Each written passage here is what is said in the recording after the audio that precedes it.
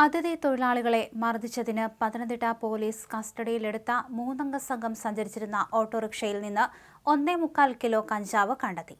വെട്ടിപ്പുറം സുബല പാർക്കിന് സമീപത്ത് നടത്തിയ പരിശോധനയിലാണ് കഞ്ചാവ് പിടിച്ചെടുത്തത്. ഓട്ടോറിക്ഷയിൽ യാത്ര ചെയ്ത കടമനിട്ട കുടിലുകുഴി സ്വാതിഷ് മോഹൻ, കുലശേഖരപതി സ്വദേശി ഹാഷിം, ഓമല്ലൂർ വേട്ടക്കുളത്ത് മനോജ് എന്നിവരാണ് അറസ്റ്റിലായത്. കാത്തോലിക്കേറ്റ് കോളേജിന് സമീപം തെങ്ങുംതോട്ടത്തിൽ ശോശാമ ഗീവർഗീസിന്റെ ഉടമസ്ഥതയിലുള്ള വീട് ബന്ധുവായ സൈമൺ അലക്സ്, ആസാം സ്വദേശി ഷാഹിൽ എന്നയാൾക്ക് ഇയാളുടെ ജോലിക്കാരെ താമസിപ്പിക്കുന്നതിന് വാടകയ്ക്ക് നൽകിയിരുന്നു. ഷാഹിലിന്റെ ജോലിക്കാരായ അബ്ദുൾ അലി, ഹസ്ബീന എന്നിവരുൾപ്പെടെ 4ഓളം ബംഗാളി കുടുംബങ്ങൾ ഇവിടെ താമസിക്കുന്നുണ്ട്.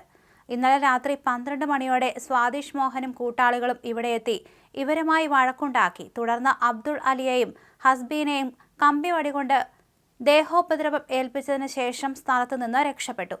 പോലീസ് പ്രതികളുടെ വിവരങ്ങൾ ശേഖരിച്ച് അന്വേഷണം നടത്തി വരുമ്പോഴാണ് 6:30യോടെ സുബല പാർക്കിന് സമീപം വെച്ച് ഇവരെ ഓട്ടോറിക്ഷയിൽ നിന്ന് കസ്റ്റഡിയിലെടുക്കുന്നത്. പരിശോധനയിൽ ഓട്ടോയിൽ നിന്ന് കഞ്ചാവ് കണ്ടെടുത്തു. അതിഥി തൊഴിലാളികളെ ദേഹോപദ്രവം ഏൽപ്പിച്ചതിന് മറ്റൊരു കേസ് രജിസ്റ്റർ ചെയ്തിട്ടുണ്ട്.